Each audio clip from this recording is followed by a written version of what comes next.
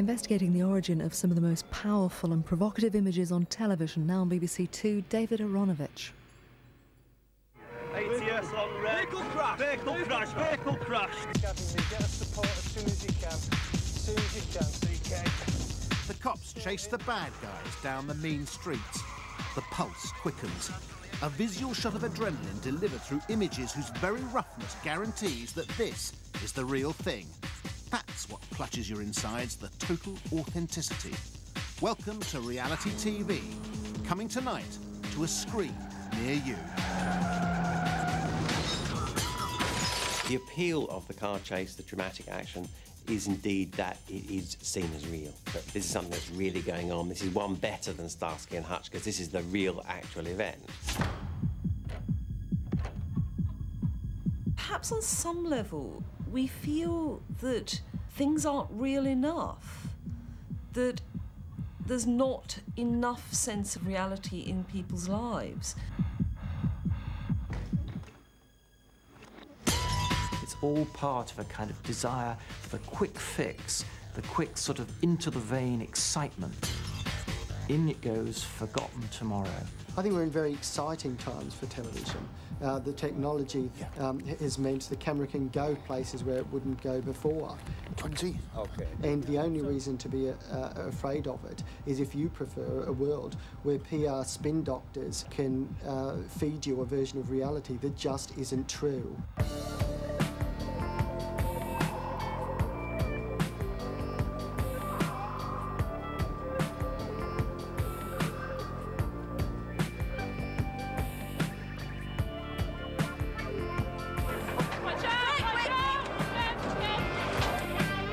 In the comfort of our living rooms, we increasingly look out through a square box into the real world.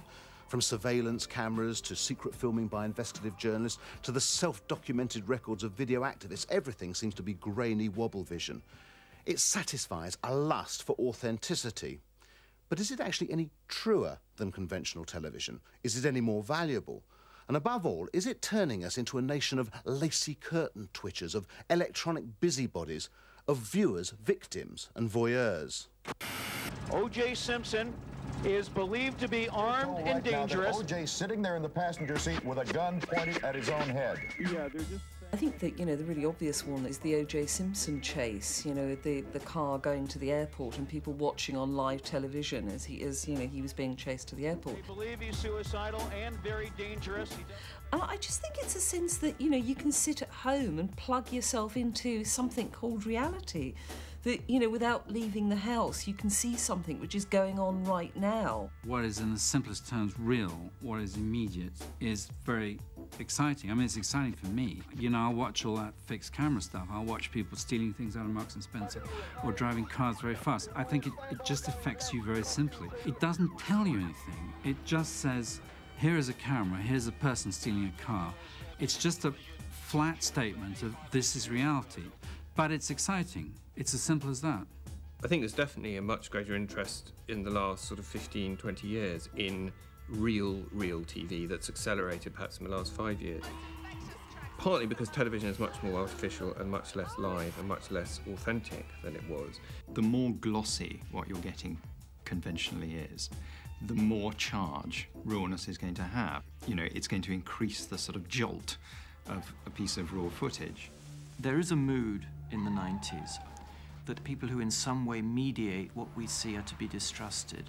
And the public is constantly encouraged to see for itself, judge for itself. So in some way they think that if they're seeing a rather rough and ready images, they're kind of seeing the rushes.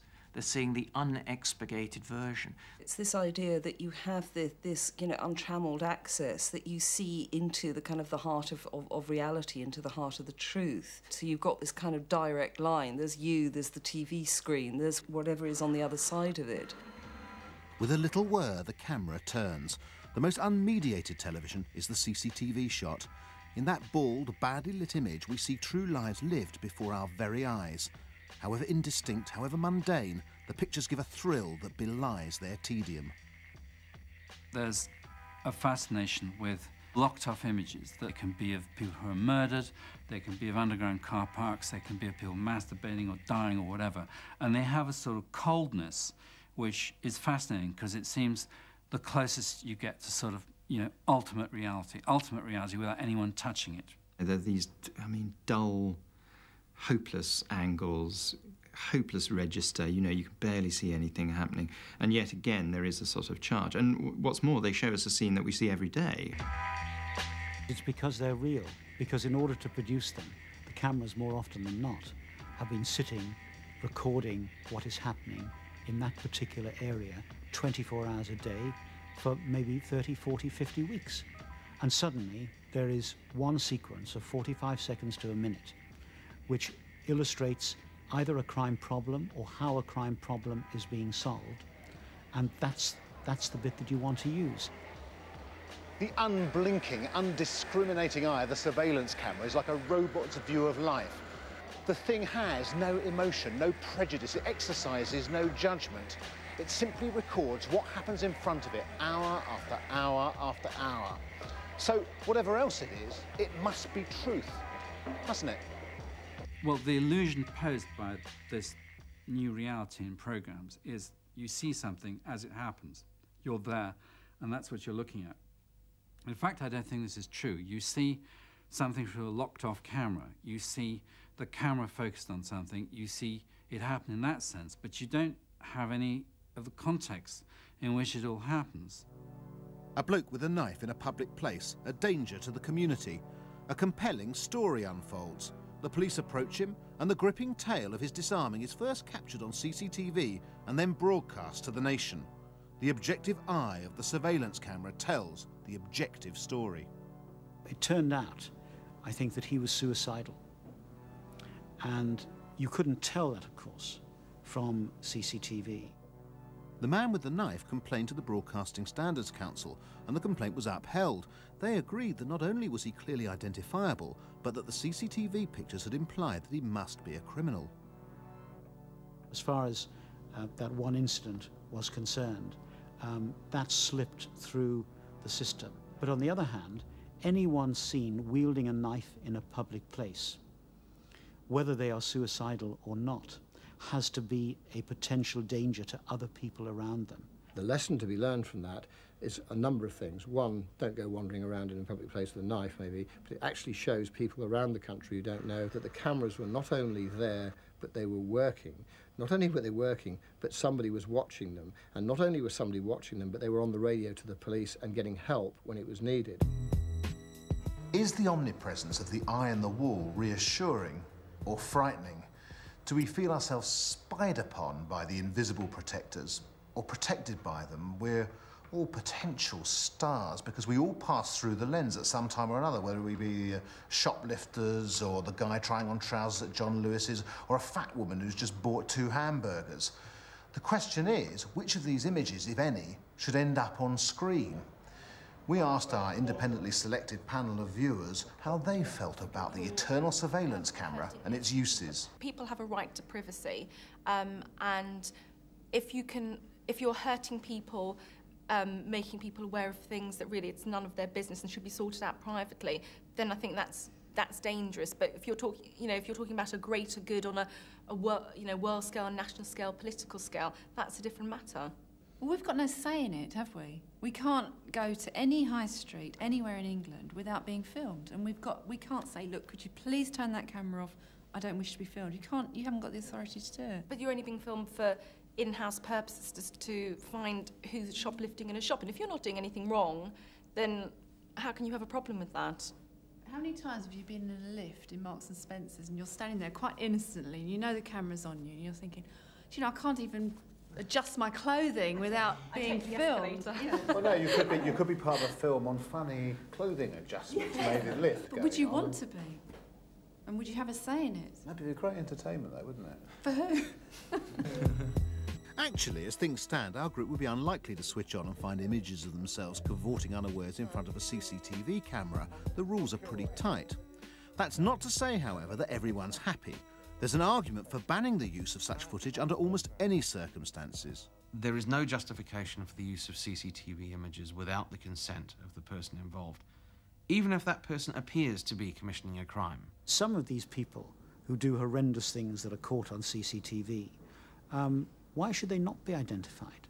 We have a privacy principle in Europe, which is that intimate images should not be used without the consent of the subject. It is warning people who are considering committing crimes of any kind that if you do, not only will you go through the rigour of the courts, but your face will be up there on a television screen where all your friends and neighbours can see what you've been up to. It's up to the courts to destroy people's lives incrementally. I mean, if they want to send that person to jail, if they want to fine that person, create a criminal record for that person, that's up to the courts. It is not up to the media or to the CCTV camera operator.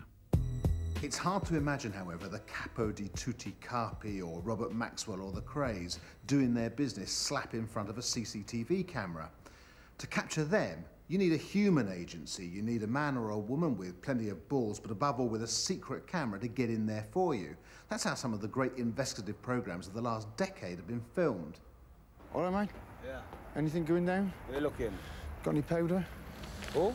Got any powder? But I know a geezer around there, he got some rock, you know? Yeah? Yeah. In that powder, you have it rock. Secret filming's so attractive because it does hold out the potential and sometimes delivers the actual exposure of wrongdoing. Now, most television is really about selling you holidays, lifestyles. It's completely corrupted, basically, by commercialism and state imperatives. Occasionally, though, something like secret filming has the potential to challenge the status quo. It does this by providing evidence, otherwise impossible to get, of bad behaviour. David Monan is one of Britain's leading undercover lensmen. With his partner Graham Hall, he's notched up several triumphs, getting in where he feels others can't. Basically, I'm making films about people who don't want to have films made about them. I know in my situation, you'd make films about politicians, about government institutions, and about characters, and they'd lie to you. They would lie their head off. Now, undercover filmmaking has been able to get the viewers into places that they'd never been able to get before, places where either governments, institutions or criminals would not allow them to go. You're getting a different world view. You're going to the other side of the mirror. You'll see the world as Alistair's. You got a gun and everything, what I'm trying to tell you. If I he's once, he's one of you will. That's the last you're gonna hear about. But it is like being a voyeur a bit. It is, and it's quite exciting. Well, it's secret. It shouldn't be done, so it's a little bit risque. I think the beauty of it is that it's unscripted. I mean, that's the issue. You know, it's something that's totally the truth. Oh, I love it. Why? It's like a gossip again. It's like all dishing the dirt. Yes, it's wonderful. The fact that people are lapping it up shows something very interesting about there. Perhaps they're sick of having a very glamorous version of crime pushed down their neck, and they would like to see what it really is like in the real world. And I think that's the sort of grubby truth that you get from undercover films. I'd go undercover as a driver for a criminal gang. After 2 months, Wilson trusted me enough to be there on one of his deals. There's been a democratisation of television current affairs through undercover filmmaking. British television has been traditionally dominated by Oxbridge professionals with a very particular sort of accent. They can't get in to the places that the undercover investigators can. They haven't got tattoos, they don't look rough, they can't pass as a drug dealer or this, that and the other. You're Batman and you're going to be dead. You understand what I'm saying, don't you? I ain't nothing about it. I'm just letting you know. Oh, I know the score, mate. Yeah. I know the score. We've got a new form of television here, something that is raw, that feels much closer to reality. We have to be very careful with it. We have to make sure that what we're doing isn't an obsession with form and that really is serving important investigative journalism. It's so much more interesting to watch people who don't know they're being watched. It's like reading someone's secret diary. It's a cheap hit. But the danger is that we become so attracted to secret filming of small, unimportant stories that we're turned off more conventional filming of the big, vital ones. In other words, how something's shot becomes more important than the reason it was shot. The dominance of television by raw images of reality has altered journalism. What you have now is an imitation of investigative journalism. There are conventions of, we filmed this secretly, we got into this place where no one was, we named the guilty people, but more often than not, it's just basically a form of crude voyeurism. Images are deliberately grained up. Colour images that look quite snappy are made to be black and white. Cameras are made to shake, whereas in actual fact they could be made quite still. These are all sleight of hand, trickery. It's an attempt to lure the public into a sense that there's something important going on here. Secret filming is an equivalent of pornography. Both images are in thrall to upping the stakes the whole time in the nature of showing people that which was forbidden or is supposed to be forbidden. But in reality, it's not forbidden at all. It's just banal. Saturday, Terminal 4, Heathrow Airport. 6 MPs are about to fly off on a fact-finding mission, and I'm going too. Checking in was the leader of the delegation, Labour MP Frank Field.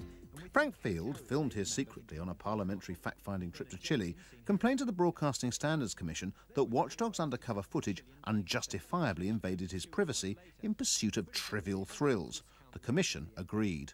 I was incredibly angry at the way they'd been cheating on us, the way that they made the whole team feel unclean, that we were doing something dishonest.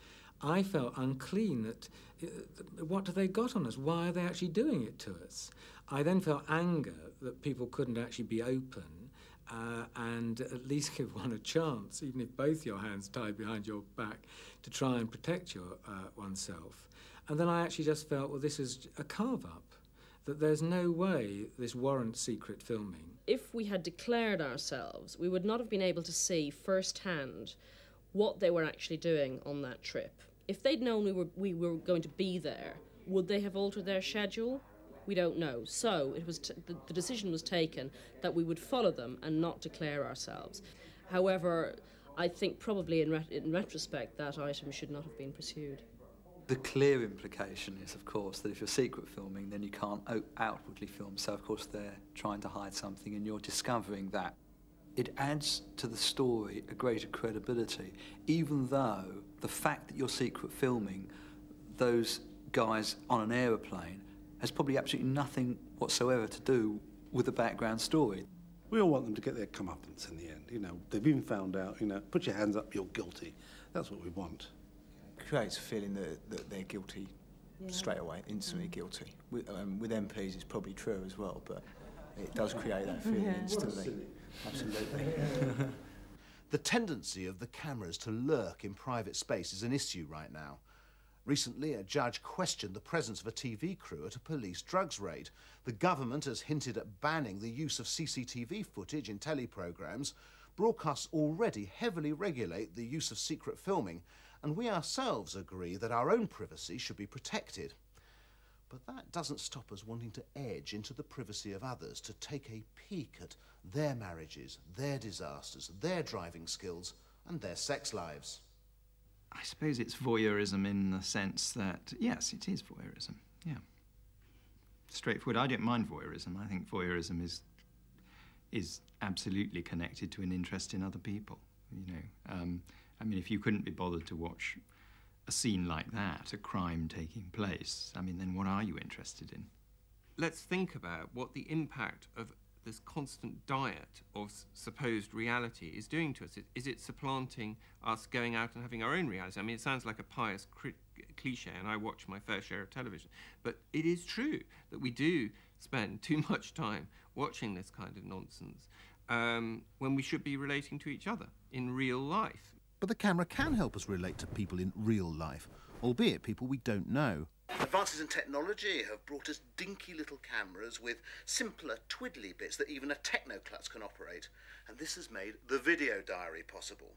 Now, these films get much closer to the lives of ordinary people, unmediated by the judgments and worldviews of TV professionals, so they might even, I suppose, be a good thing. My fourth home leave, this time with a camera, and I was going to put it on my family. I did warn them, but I didn't know how they would react. It's filming. There's this sense that at long last, television has delivered what it always promised to do, which was to sort of take you out into the world. And, you know, what that used to mean is, you know, travel programmes, wildlife, whatever.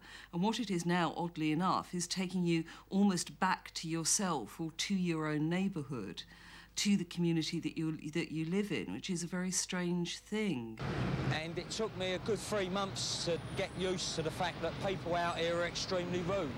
And a lot of guys find that aspect of being released difficult to cope with for the first few months. Somehow that's more believable coming from the man's own mouth in a film the guy himself has made. Video diaries allow non-professionals to show us their own realities as they themselves see them. One of the first was made by Jack Merton, then a prisoner in a progressive jail. Is that on? Yeah. You bollock naked here? It was a new concept of TV, wasn't it? You know, hands-on for, you know, instead of a team coming in and making a programme about a prisoner, all of a sudden it was, boom, there's a camera, you know, we'll give you a little bit of training, off you go, make your own programme. My last home leave, I split up with my wife. For the best, really, I think. It was very personal to me, and I feel because of that you get an insight into the life of a prisoner that a normal documentary team wouldn't have been able to get. We're being sort of dangled in front of the public, you know, for their entertainment. I don't like the idea of that at all. Video diaries, love them or hate them, they're real.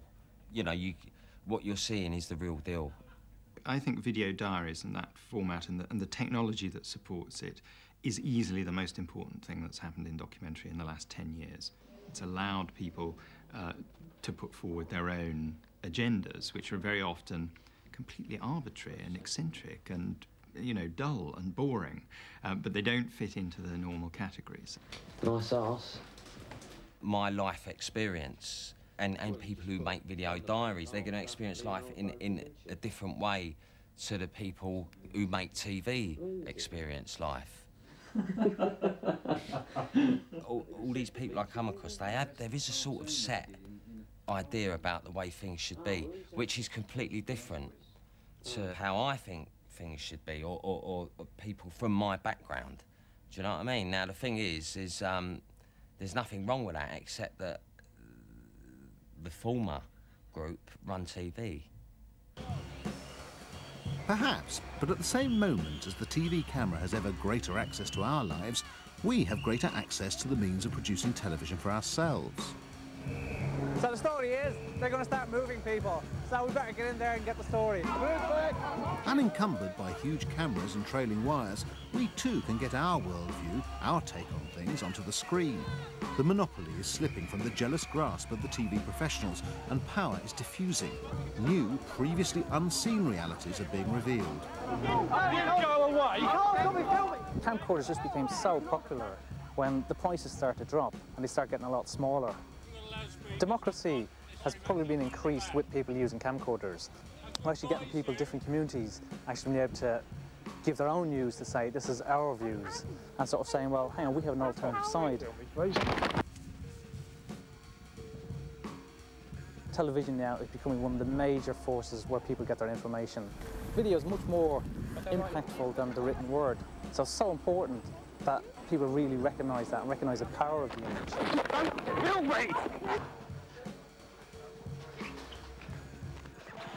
If activists now recognise the power of the image, then there are important implications for the more conventional media. And one of them is to beware of being too easily seduced by the view from the other side. Every picture tells a story. A few years back, video footage shot by Greenpeace mobilised public opinion against Shell, who wanted to sink the old Brent Spar oil platform in the North Sea, at risk, Greenpeace said, of damage to the environment. But for the images to work, they first had to be shown. Greenpeace would offer every day pictures from the middle of the sea around the Brent Spar of their campaigners at work, occupying the platform and so on. They went out in a specially equipped tug. They had their own camera crew. They had satellite links from the boat of the little man, Greenpeace, the campaigners for the environment, taking on this big multinational company. And these pictures would be taken straight into the BBC and indeed to ITN and other broadcasters and broadcast and turned around extremely quickly. And I think it was quite difficult to kind of hold back on this massive material that was coming forward and being offered and saying, never mind these dramatic pictures that we've just been given, let's stop and really ask what's happening and why. It was a David and Goliath story, with the pictures coming entirely from David. So, who are we to believe? What are we to believe in television news? We get offered material from lots of different sources every day. Some of it is from lobby groups and pressure groups, some of it's from the general public, and that raises difficult questions for professional broadcasters about how we verify those pictures, how we verify information, and how we treat it. It means everybody becomes their own television producer, effectively. And there are so many instances where news, mainstream news, has taken footage from somebody's simple video camera. The rioters' fury was fed by images of an amateur cameraman's video played repeatedly at the trial. The Rodney King images that led to the LA riots, ultimately, are an example of this. I mean, they'll stick in everyone's mind. You know, you saw this footage of a black being beaten up by a policeman. That seems to be one of the great uses for the video camera in the hands of the people against, you know, the state and the authorities, and compelling because there wasn't the police version and the Rodney King version. There was what happened. You saw it. You saw what happened. Seeing something happen is always more arresting than just reading about it, which is why more people watch the telly than read newspapers. But how much do you have to see to understand something properly? Is it the case that the greater the number of images that hit the back of the retina, the more you comprehend? Or is there a limit to the amount of reality that we can take? Every day, images are captured on tape by news cameras. Arguably, some of these pictures could have as much impact upon public sensibility and consciousness as the Rodney King film. But in this country, at least, the most upsetting will not be shown in our bulletins. At a time when audiences seem to want more and more reality, the programmes dedicated to bringing them the news fight shy of showing the most awful pictures. Usually the viewers get a skewed version of reality, in which the worst images are excluded. And in some cases, all images which might seem distressing are excluded. The priority is not to upset people. Well, guess what? War is an upsetting business. Television news has to tell the story. The challenge to the journalist is to tell the story without using some of the most unacceptable and depraved images that you would find. Outside the entrance, about 8 corpses had been loaded onto a lorry. We were taken to a hospital. About 30 bodies had been laid out in the yard. Most were burnt beyond recognition. Once the commentary had said that there were charred bodies being carried out from the bunker, you didn't need to see them. And that's a key point here, that the commentary can tell people what is happening. You don't need to show every gory, gruesome detail to an audience, which at the end of the day would be, I think, desensitized if you were to do that regularly in a news bulletin. People need to be protected from war, but they certainly shouldn't be protected from images of war, because they'll have no notion of what's going on, the realities of the world, and they won't be able to respond to them. We had some very vivid images from central Bosnia, which included the grief of the mothers and daughters of the fighters when they discovered a whole group of them had been captured and killed. We were not allowed to show anything but the soldiers blazing away with their Kalashnikovs. And so it got an entirely false impression of what went on. And if you go down this road, you give an impression that war is a cost-free business and an acceptable way of settling differences, which it is not. And that's immoral. The issue of violent images is the one that our audience write to us about and talk to us about most often, and the message from them is consistent. We understand that news involves nasty things and we need to be told about it, but we don't want to have gratuitous images in our living rooms. On the whole, our group of viewers felt that not only could they cope with the images, but that they actually needed to see them. Of it. more. You know, not obviously close-up bits of bodies lying everywhere. I mean, you wouldn't want to see that. I think, I feel quite strongly it's really important. I think we should see that.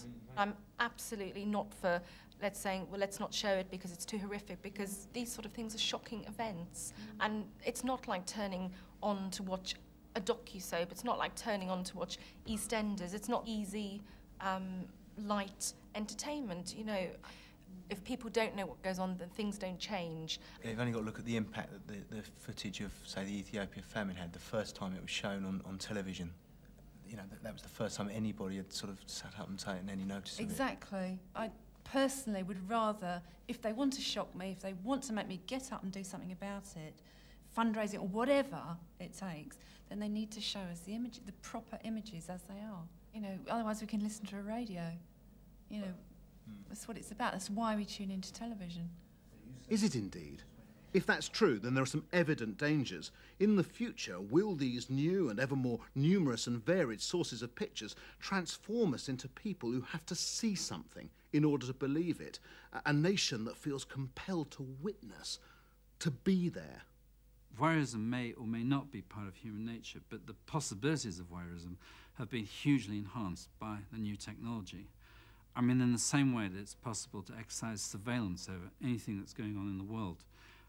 It's a voyeur's paradise. I mean, you know, the closing years of the 20th century might be made for voyeurs. They've never had such a good time in history. Well, video images are now being called the fifth utility. And as the fifth utility, you'll find that they are there on demand as a value-added part of our lives, built into the urban and the domestic infrastructure. So eventually you won't see a camera, but you'll know that the product is there. And you can use the product in lots of ingenious ways. You'll expect it to be built into your environment. Never mind eventually, some of us can't wait for the 21st century. Already the internet offers opportunities to intrude, or rather be invited into, other people's personal space. Even now, webcams, small digital cameras linked to the net, are showing images of people's real lives in humdrum detail across the continents of the world. And stranger still, other folk are watching. There is something just attractive about knowing you're looking at an unedited representation of something going on. I guess it gives you a kind of power in that you might see something that hasn't been picked up by somebody else.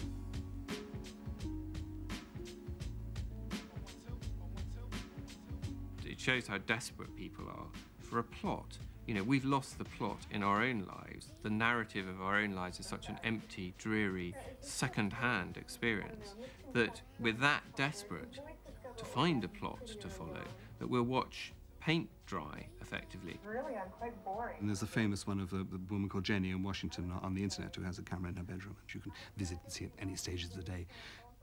It's pretty interesting. Now, obviously, a large part of that is a chance to see Jenny changing her clothes or whatever. There's a sexual voyeurism. But it can't just be that, because naked women are available all over the internet, I am told. So there's some other fascination in seeing reality, and it's the fascination of watching somebody else's life. Or indeed, somebody's death. Herbie, together with Hannah-Laura, has decided to let us film the final moments of his life. It was natural that television would, eventually, want to capture the last reality. But was it inevitable that we would be allowed or would be willing to watch? The camera became more omnipresent than the human eye when it gazed tearlessly at a dying man who permitted his last minutes to be filmed for broadcast on BBC One earlier this year. When it came to the revelation that we were going to show someone actually dying, there was, I think, naturally a sense of horror, a recoil. I think people were concerned that television might be overstepping some limit. In fact, the sequence that showed Herbie's death, the subject of the final episode of The Human Body, caused very little outrage either in the columns of the broadsheets or, it seems, among the public. It's the way in which it's shown rather than whether or not it is shown, which is the issue in relation to all these issues, these taboo subjects. It's the way in which it's presented, and if it's presented with, firstly, a purpose, and secondly, if it's dealt with tastefully and tactfully, then I think it's okay. It's the sort of ultimate reality TV experience, I suppose, isn't it, watching somebody die on television? I think it helps other people have a clearer understanding of death. You know, unless you've actually experienced someone dying at a close hand, you've no conception of what it's like. It is a taboo subject. It is life, and you've got to know about it. You've got to see it and experience it, and that does bring it to life, or death. I think when you know that this really happened and this was a real person, I think it has a completely different emotional impact. Whether or not you agree that actually seeing this death took us any closer to an understanding of what it is to die or be bereaved, there's no doubt that the programme marked the passing of an important milestone for British television. Public curiosity about a whole range of public and private subjects has been increasing, and public tolerance for what television does is also broadening. The border between public and private has become much more blurred in the last generation or so. And so I think there's a readiness in general for people to open up to the cameras and to share their inner worlds. One sensation invariably leads to the demand for the next one. How much further can we go in breaking down the barriers between the private and public domains in search of enlightenment or entertainment? Will we become so inured to cameras all around and to the shows devoted to what they're filming that we're quite prepared to watch and be watched no matter what? Our grainy selves will swim naked and exposed in front of ourselves on channel after channel. Or are there areas of privacy, locked doors, behind which no lens will ever be allowed to draw focus? I think television will always move forward, and it will always want to explore more and more areas. But I certainly believe that there are limits. There are certain things that are simply beyond the pale, and that no amount of educational context will ever make right. People don't want to be followed into the bathroom. You know, that's considered to be something private. People are prepared to read about the sexual, you know, would they be prepared to show it? I don't know. Maybe that it is the case that all of our lives become public because all the taboos break down and you simply can say anything about anything. And then it simply becomes a matter of personal choice where you draw the line, where you say, no, you can come here, but you can't come any further. Our lives belong to ourselves, and they don't belong to some, system of reproducing reality. I mean, we don't belong to television. We don't belong to other people. We belong to ourselves and those dearest to us. Who knows what television is going to be like in the next century? But the fact that people have access, the fact that people can now record their own lives with an ease that would have been unthinkable, absolutely unthinkable, 30, 20 years ago, I think is very exciting. And it will change the way in which we think about other people, I think. As we move towards a situation where all our movements in public space and possibly in our private space, where it becomes automatic in every home to have cameras and sound that records everything that we do in our waking and sleeping moments, which is not inconceivable and may well come to pass. The question is, to what extent will we begin to experience ourselves to a large extent as living in these tapes? God knows, we'd never have time to watch it. I mean, that's a problem now already, isn't it? I don't think people will record everything in their lives because, frankly, you have to live a life a bit to have something to record.